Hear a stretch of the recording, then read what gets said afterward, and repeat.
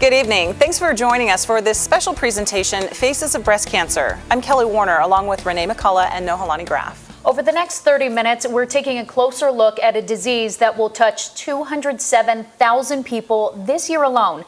Two simple words that disrupt lives and families: breast cancer. That is 207,000 mothers, wives, sisters, and friends who will be diagnosed before the year is over. And even men can get breast cancer. Breast cancer can strike anyone at any time, and here in Oregon, we have one of the highest rates of breast cancer in the country. In Lane County, the rate of women being diagnosed in the later stages of the disease is even higher. Why is that? No one knows for sure, but we know something needs to change. Tonight, you'll hear from breast cancer survivors. We'll show you what you can do right now to help protect yourself against this disease. And for the first time, the Susan G. Komen Race for the Cure is coming to Eugene. You'll see what this means when it comes to supporting survivors in our communities and the role it plays in groundbreaking research aimed at putting an end to breast cancer. Breast cancer doesn't care if you're successful, doesn't care if you pay your bills on time or if you volunteer in the community. There is no rhyme or reason to who will get it, and for most people, it will strike unexpectedly. That's how it happened for two Lane County sisters, and it has turned into a battle that has haunted their family for 13 years.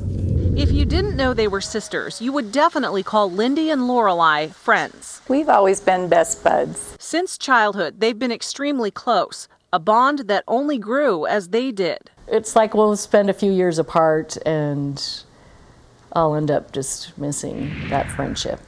And I end up moving wherever she's at.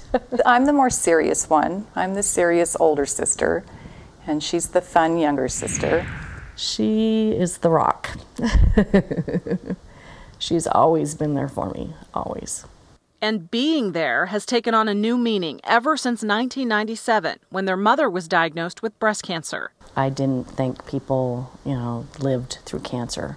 So I thought, oh my gosh, my mom is going to die. Their mom survived, but 3 years later in 2000, Lindy found a lump during a self-breast exam. Cancer had found her. We're thinking we have something bad going on in our family. Ironically, 3 years later, Lorelei found out she had breast cancer.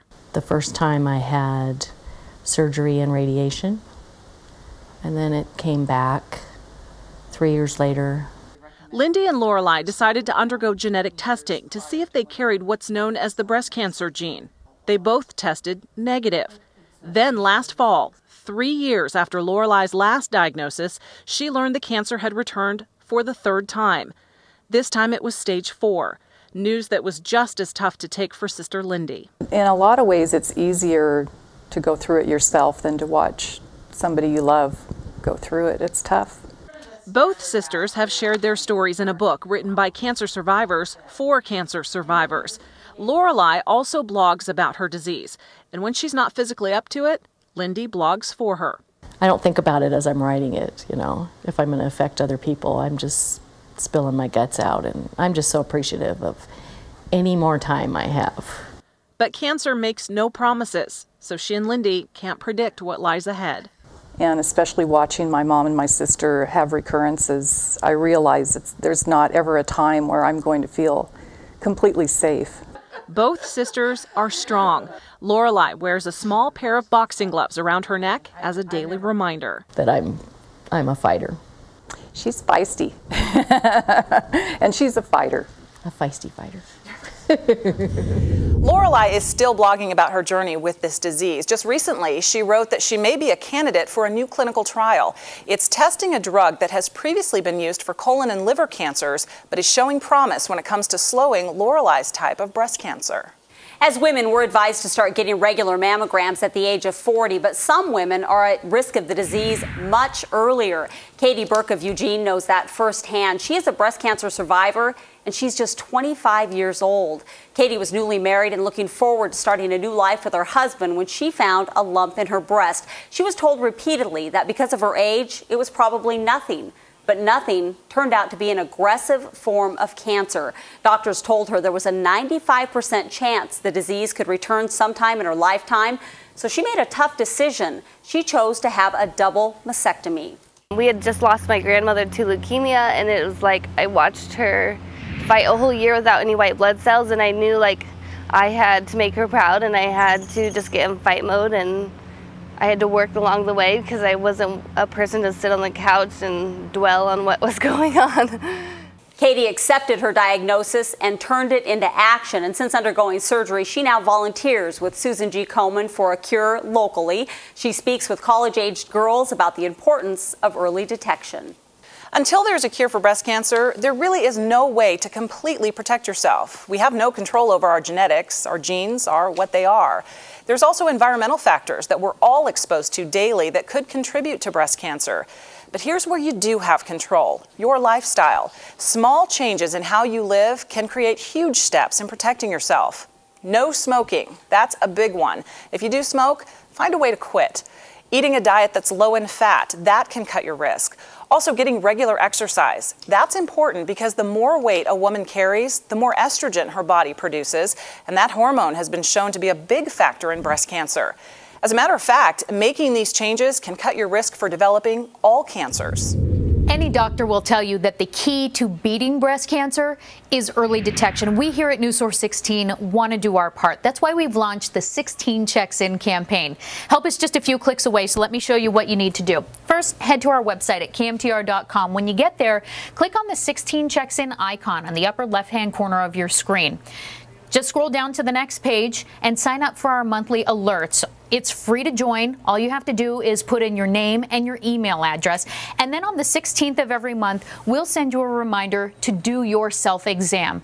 You know, one woman on our list can tell you firsthand just how important early detection is. She found a lump, and doctors confirmed it on her last mammogram. Now Christine Buksan is battling a very rare, aggressive, and fast-growing form of breast cancer. She's 41, has no family history of breast cancer, but is now going through chemo treatments. Christine says she's lucky, though. If she had waited just another month to get a mammogram, the cancer may have spread to her lymph nodes. I mean, it scares me to think if I had missed it, you know, maybe even waited, figured, I don't need one till next year, then what would have happened? It would have been horrible. Christine should be finished with chemo by December. I'm signed up, and now it's your turn. And when you get that reminder on the 16th of every month, don't stop there. Tell the other women in your lives to do their self-exam. Your mother, your sisters, your girlfriends. It's simple, and it could save your life. As much as screening and early detection is important in the fight against breast cancer, so is community support. And this is an exciting year. For the first time, the Susan G. Komen Race for the Cure is coming to Eugene. 10-10 of 10. That's October 10th, and it all starts at Autzen Stadium. Up until now, the closest race has been held in Portland. And if you haven't had the opportunity to experience it, this event is quite something. The race is an opportunity to celebrate the many people in our area who've been touched by breast cancer and to remember those who lost their fight to this terrible disease. And let's not forget, it is a major fundraiser to help educate, support, and protect women in Oregon against breast cancer. We'll have more specifics about Race Day coming up, including how to sign up and be a part of it. But first, we want to introduce you to 3 people who've been chosen to be the honorary chairs of Eugene's Race for the Cure. Each have their own personal connection to breast cancer. They have seen it change lives, their lives, and those around them. And they understand that we as a community can do something to help end it. One of those honorary chairs is Dr. Cathy Chocola. She's a radiologist in Eugene, and she says her own experience is one of the driving forces behind what she does every day at work. Dr. Cathy Chocola is passionate about her work. As a radiologist at Oregon Imaging Centers, she helps make sense of those mammograms women are advised to get on a regular basis. She can see when everything is okay and when it may not be. She chose to do this type of work after her own scare with breast cancer back in college. They asked the student athletes if we wanted to go into the community as volunteers to teach women how to do breast self-exam. This is, I hate to say, but this is the early 70s, and so my hand went up and I volunteered, and so we were going to have a meeting where they're going to teach us how to do this, and so of course the first thing that happens to me is I feel a lump in my breast. Dr. Chocola says back then, not many people talked about breast cancer. In her case, her doctor's bedside manner left little to be desired. I just remember as I was going under, the anesthesiologist, he's like, well, the surgeon's going to come in and talk to you now. And so the surgeon just leaned over my face and said, don't be surprised if you wake up without this breast. And then count backwards from 100. So I'm like, oh my God. I mean, this had never, nothing was explained to me. I had no idea what was going on. So turns out her tumor was benign, and by today's practices, never would have required surgery to begin with. But that experience was key in Dr. Chocola's decision to specialize in breast imaging. So all of the changes that we've seen in terms of death rates, I've seen in my own career. And just the change in the way women are treated, physicians particularly are just more aware of it, and they're more aware of women's feelings and how scared and anxious we are when you get that diagnosis. That's why Dr. Chocola does what she does every day, because she believes every woman should have a fighting chance against breast cancer. And it starts with quality care. Dr. Chocola sees her role as an honorary chair for Eugene's Race for the Cure in two ways. First, she says she serves as a source of information when it comes to the importance of early detection and regular screenings. Second, she says she's a cheerleader to all those people working so hard for the cause. The president of the University of Oregon and his wife will also be honorary chairs of the race. Dr. Richard LaRiviere and his wife Jan say it's both a personal and a professional decision. Personal because his sister is a 3-time breast cancer survivor, and with their involvement in the community, the two hope to raise awareness about early detection. They're encouraging everyone to take an active role in the race. Dr. LaRiviere's sister will fly in from Chicago to take part in the race. When you donate to a charitable cause like Race for the Cure, you want to know where your money is going. We know we do, so here's how it breaks down. Some of the money raised will help pay for mammograms for uninsured or underinsured women.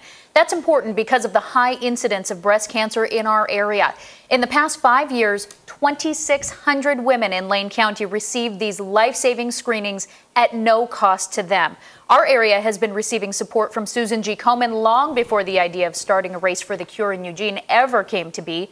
And Komen says the dollars raised from this year's race will only allow more women to be helped. 75% will stay here in the community and 25% goes for research. So in the last 5 years, just in Lane County, Komen has invested $720,000 for early detection and for survivor support programs. Komen also supports the local area through grants. For example, a grant to the American Cancer Society is helping more women in rural areas of Oregon access treatment. They're now able to take part in educational programs and receive support as survivors. For every $89 raised, Komen can provide a mammogram to an uninsured woman who otherwise can't afford screening.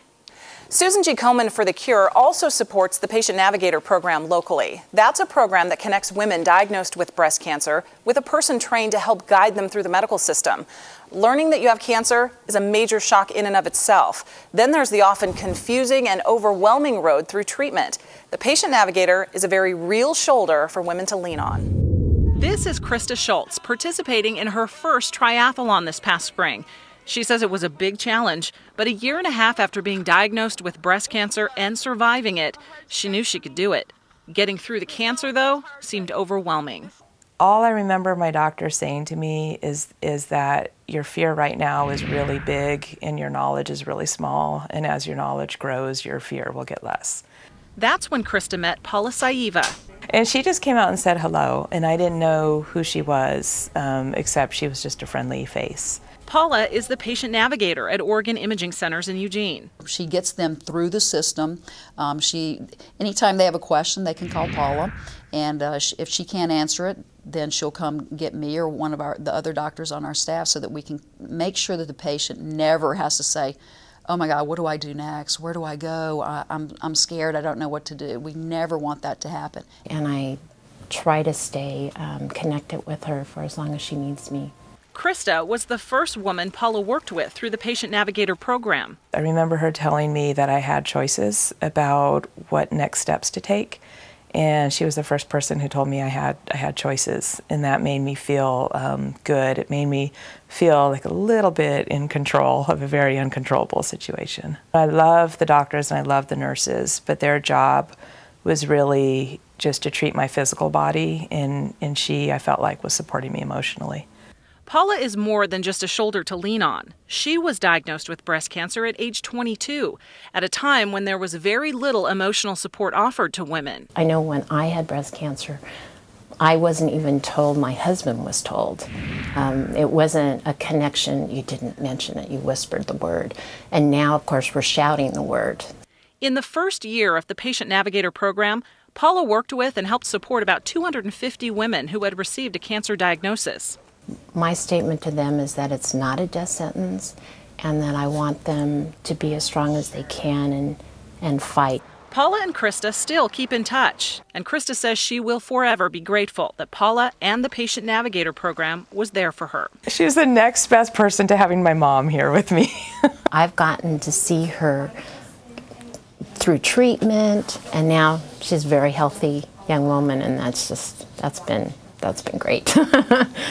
Until there is no more breast cancer, there will always be women who need someone like Paula. And the goal is to keep the Patient Navigator program running and accessible to every one of them. Krista hopes to do another triathlon next year. Right now, she's trying belly dancing for the first time, both of which she says she never would have done before her cancer. Krista told me her experience has given her a new appreciation for life, and she says she doesn't want to waste a minute of it. At any given hour, all around the world, there are researchers working to cure breast cancer. Globally, Susan G. Komen for the Cure has funded more than 1,800 research projects over the past 26 years, and every major advance in breast cancer has been linked to Komen research. Countless women have benefited, like Marley Ward from Springfield.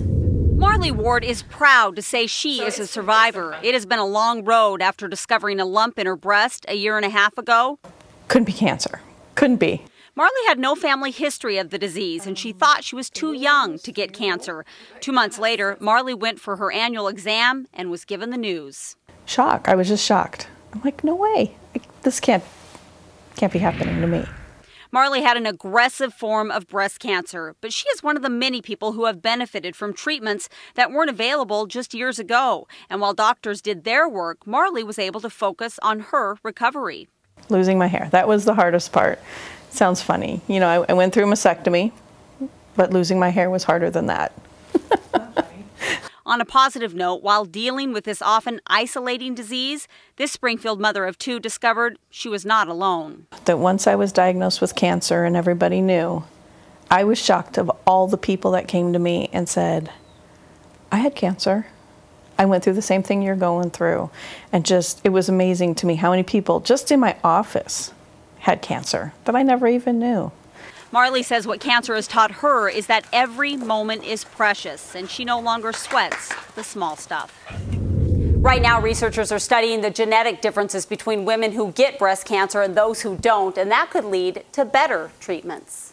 While breast cancer research is happening in labs around the world, local doctors are on the front lines helping patients from diagnosis through treatment. Last year, 500 cancer cases were presented to a local group that calls themselves the Tumor Board, and doctors say there will be more this year. The Tumor Board is a group of independent physicians who meet once a month to talk about different forms of cancer, including breast cancer. Radiologists, surgeons, oncologists, and other doctors offer advice for patient care. Most patients are unaware their case has been discussed at board meetings, but the benefits are that more minds are better than one.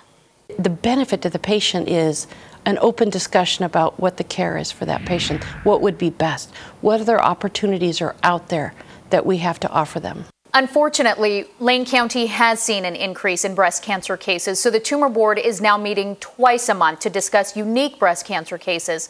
Those on the Tumor Board will give more than 600 hours of their time to help patients this year alone. As you're seeing tonight, cancer can strike anyone at any time, and it's hard to be prepared for that. Even in the case of a nurse who has spent years taking care of others, suddenly she herself was a patient with a tough decision to make. Claire Vonderhaar did not expect her yearly mammogram to go wrong, but 3 years ago, it did. There was a mass in my right breast. It was unexpected, but she had breast cancer. The Peace Health nurse underwent surgery to remove the tumor. Then came a tough question. Should she have chemotherapy or not? When you go through chemotherapy, obviously the givens are you're going to lose your hair, you're not going to feel very well, but also that the chemotherapy in a way is a poison that you're introducing into your body. Tests showed the cancer had not spread to her lymph nodes. Definitely good news, but news that made the option of chemotherapy a tough decision to make. There was no certainty about whether any cancer cells had gotten out of that tumor. and try to go to my bones, my liver, my lung. Claire needed to clear her head, so she packed up the car. And I took the Bible with me, and I took a journal, and I took our dog. She headed up the Mackenzie River in search of serenity and clarity. Sitting beside the water, Claire let her thoughts spill into her journal and made a list of the pros and the cons of chemo. Once I did that and read it, I saw that all the pros had to do with being strong and assertive, and all the cons were fear-based. Suddenly, sitting beside the river's edge, her next move was clear. I decided to go ahead and have the chemotherapy because I wanted to throw everything that was medically available at this cancer to fight it. Claire had the chemo, and she did lose her hair. It's now been 3 years, and she remains cancer-free. And it wasn't Claire's own story, but a co-worker's experience with breast cancer that encouraged Claire to join the upcoming Race for the Cure. Peace Health actually has several teams registered to take part because several of its employees share similar stories. Patty Everett is a nurse in the intensive care unit at Sacred Heart Riverbend in Springfield. Trouble for her showed up in a routine mammogram almost 10 years ago. She had 2 boys in high school at the time and couldn't imagine not being there for them. Patty says many people expected her nursing background would help her better handle her diagnosis. She says that was not the case. I see bad news a lot, but I have to say, it was very hard to have it, be yourself and realize that you have cancer and, you don't know what's going to happen. And I am a person who always likes to know what's going to happen. Patty's cancer was so extensive, she had no other choice but to have a mastectomy. And it all happened very fast. She got her diagnosis on a Friday and had surgery on the following Monday. Patty took part in her first Race for the Cure in Portland about a year after her cancer diagnosis, alongside her husband, her sons, even the family dog. Employees from the ICU where Patty works will have 2 teams taking part in this year's Eugene race. 1 in 8 women will get breast cancer sometime in their lives. No woman wants to hear she has it, but every woman wants to know she has someone to lean on for support if she needs it. These ladies were kind enough to let our cameras inside their cancer support group meeting at the Willamette Valley Cancer Institute in Eugene. 10 years ago, during a routine mammogram, Barbara Miller learned she had cancer. She was attending her support group back in 2006 when she came up with the idea to have other breast cancer survivors, including herself, write down their personal stories. They put them all in a book that could be given to other women going through similar struggles, so they wouldn't feel so isolated. Cancer doesn't play by the rules. What works for me doesn't necessarily work for the next person with the same type of diagnosis. And they've learned that that was okay, that they may be special, and that that's all right. But somebody may be able to learn from their own experience and their journey through cancer. Barbara is currently working on her 3rd book of survivor stories, and a grant through Susan G. Komen for the Cure is funding the project. The finished book will be available at the Race for the Cure in Eugene on October 10th. Barbara is always looking for women who are willing to share their stories. If you've been diagnosed with breast cancer in the last year and you're interested in being part of this project, you can mail your story to the Willamette Valley Cancer Institute, 520 Country Club Road in Eugene, 97401. For the last 6 months or more, teams who have signed up to take part in the Eugene Race for the Cure have been working hard to raise money. Now, for one team, raising that money has been simply doing what they know best, and that is taking care of their customers. In return, their customers have taken care of them, helping to support a cause that hits close to home. At Ye Olde Pancake House in Eugene, they know pancakes. They also know when it comes to breast cancer in our area, women and men are at risk. The restaurant's owner, Fran Corno, is a survivor. I'm a breast cancer survivor of 9 years, and the support and the love and the community sponsorship and feeling has just been so important to me, and I know that's where I am and why I'm here today. And I just really want to give back what I can to that cause. Employees at Ye Olde Pancake House were one of the first groups to sign up for the Eugene Race for the Cure. Their team name? Flat as a pancake. Jordan Anderson is a hostess and one of the newer members of the restaurant staff. For months, workers here have been selling pink mugs, t-shirts, raffling off meals, all to raise money for the Susan G. Komen Foundation.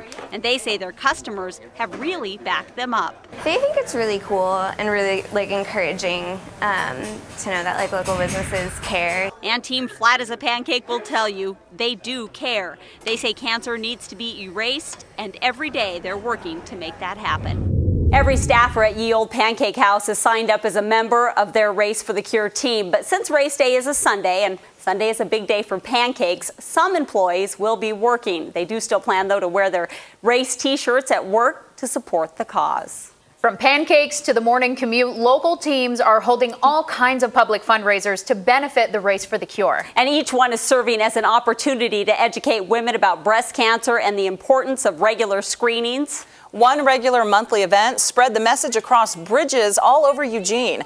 Oregon Imaging hosted breakfast at the bike bridges. Commuters passing by got a free breakfast of bagels and pink frosted donuts. And for every rider who crossed the bridge, Oregon Imaging donated $1 to Race for the Cure. But it didn't stop there. Dozens of people turned out for a dodgeball brawl over the summer in downtown Eugene. This is part of the Summer in the City program. It was a unique fundraiser and a big hit with those who played and those who just watched. And let's not forget the carnival Kaywood Communications hosted in Eugene. I know I won't. That's because I watched it all happen from the dunk tank along with News Source 16's Megan Higgins. There were plenty of games and fun activities for the whole family, and yet another opportunity to bring awareness about breast cancer in our community. Over the last several months, we've watched as more and more teams have signed on to take part in the Eugene Race for the Cure. There's still time to get on board. It all happens on Sunday, October 10th at Autzen Stadium. There's a 5K chip-timed run, a 5K untimed co-ed run, a 5K walk, even a 1-mile family walk. And there will be lots of activities happening before and after the race to celebrate breast cancer survivors. So even if you're not already signed up to walk, you can still support the cause. The money raised will be put to work right here in our communities. You can learn more about the Eugene Race for the Cure on KMTR.com. One of the common themes we've heard tonight is that early detection is the key to surviving breast cancer. Since the early 1990s, the rate that people in this country are being diagnosed with breast cancer has increased, but the rate at which people are dying has dropped. That speaks volumes for regular screenings and early detection. Every woman who shared their stories with us tonight are alive because of self-exams or regular mammograms. And we hope that if there's one thing that you could take away from our broadcast, it's that you are the #1 advocate for your own health. So we encourage you to empower yourself and take the first steps. Remember, we're here to help, so please check out 16 Checks In, and we do hope to see you at Eugene's first annual Race for the Cure. Have a great night and take a stand.